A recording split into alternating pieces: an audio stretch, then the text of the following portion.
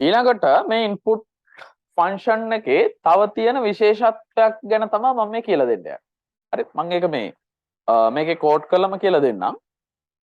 දැන් input කියන කොටස input කියන ශ්‍රිතය අපි පාවිච්චි කරන්නේ program එකට දත් ඇතුල් කරන්නනේ.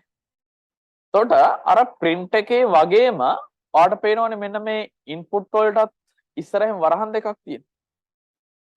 අපිට print එකේදී නම් අපිට print කරගන්න ඕන දේ display කරගන්න ඕන දේ output එක විදිහට අරගන්න ඕන දේ අපි අර print එක ඉස්සරහින් ලියන මේ තියෙන්නේ print එක ඉස්සරහින් ලියන වරහන් දෙක ඇතුළේනේ ලිව්වේ input එකේ අපි වරහන් ඇතුළේ මුකුත් ලිව්වේ නැහැනේ මම නිකන් මෙතන මොන හරි string එකක් ලියලා බලන ওই විදිහට තේරුමක් නැති ඔය නිකන් string එකක් ලියන දැන් මම මේ code එක save කරලා run කරලා පෙන්නන්නම් ඔයාලට බලා ගන්න පුළුවන් input එක අරගන්න කලින් අපි අර input වල වරහන් ඇතුලේ ලියපු දේ මෙතනදී print වීමක් සිද්ධ වෙනවා.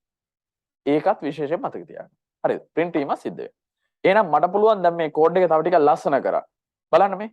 මම මෙතන ලියනවා පළවෙනි input එක ගන්න කලින් මම ලියනවා enter ඇතුළත් කරන්න your ඔයාගේ first number.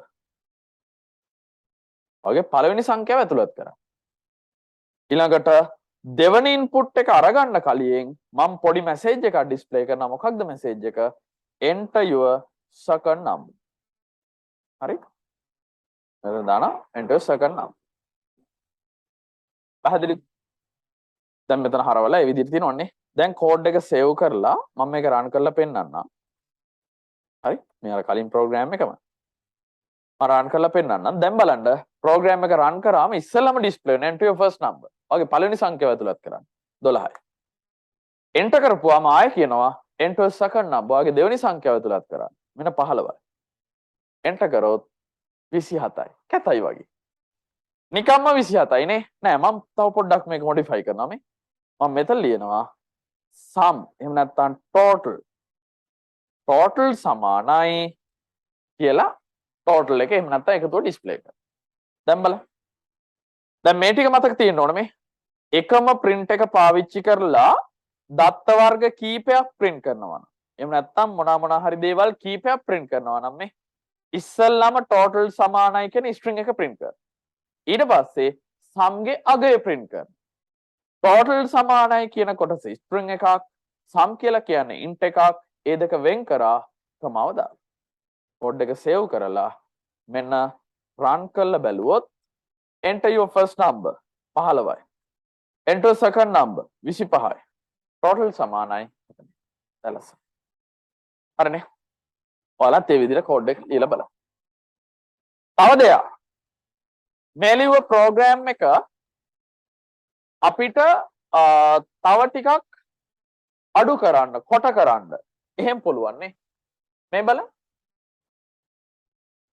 මෙතන sum කියන කෙනා කාටද සමාන මෙතන sum කියන කෙනා a ධන b ට සමාන එහෙනම් අපිට පුළුවන් sum කියන එක වෙනුවට a ධන b කියලා ලියන්න පුළුවන් හරි නේද sum කියන එක වෙනුවට a ධන b කියලා ලියන්න පුළුවන් දැන් මේ පෙළිය අවශ්‍ය වෙන්නේ නැහැ මොකද දැන් sum කියලා එකක් ඕන වෙන්නේ නැහැ නේ sum එක වෙනුවට a ධන b කියලා ලියලා ඉවරනේ පැහැදිලිනේ තව ටිකක් බැලුවාම පේනවා මොකක්ද a කියන කෙනා int number 1 කියන කොටසට සමාන බලන්නකො මේ a කියන කෙනා int number 1 කියන කොටසට සමාන ඒ වගේමයි b කියන කෙනා int number 2 කියන එකට සමාන එහෙනම් අපිට පුළුවනි මෙන්න මේ අවසාන පේළියේ a තියෙන තැනට int number 1 කියලා ලියලා b කියන තැනට int number 2 කියලා ලියන්න පුළුවන් නේද එහෙනම් මම මේ පේළියම මෙන්න මේ පැත්තෙන් modify කරලා ලියන්නම්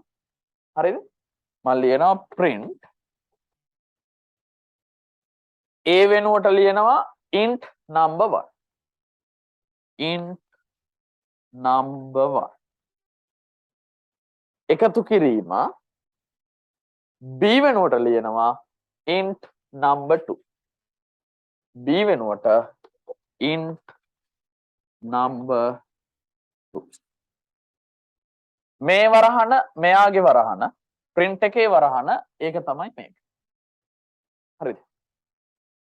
දැන් ඔන්න ප්‍රෝග්‍රෑම් එක කෙටි කරලා නේද? තනි පේලියකට මේ එක පේලියකට අරන් තිනවා. දැන් මේ පේලි දෙක ඕන වෙන්නේ අපිට නේද?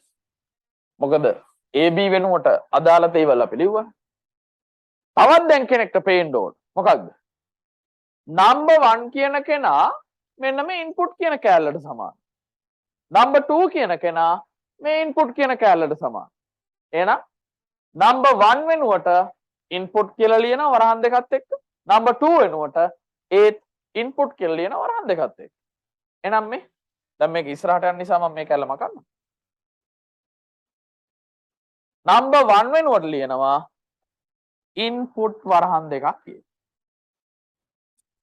එකතු කිරීම number 2 වෙනුවටත් ලියනවා මොකක්ද? අර int කැලලක් තිබ්බන නේද? ඒ int කැලල වෙනස් කරන්නේ නැහනේ.